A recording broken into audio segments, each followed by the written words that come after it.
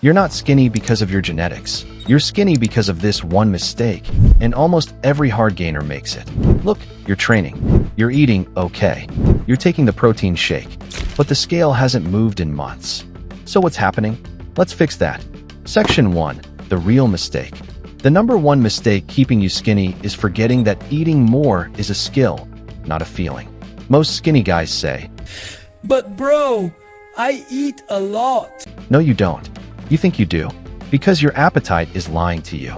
Your stomach is trained for small portions, so eating big feels impossible. Section 2. The truth. Muscle is not built in the gym.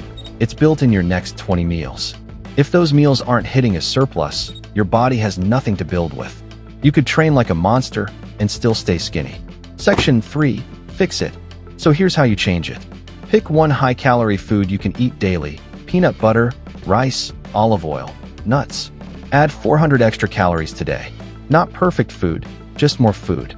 Track your weight every morning. If the scale isn't up after 7 days, add another 200. Simple. No magic. Just numbers. If you want to stop being skinny, you have to out-eat your metabolism. Train hard, eat harder, and watch what happens next.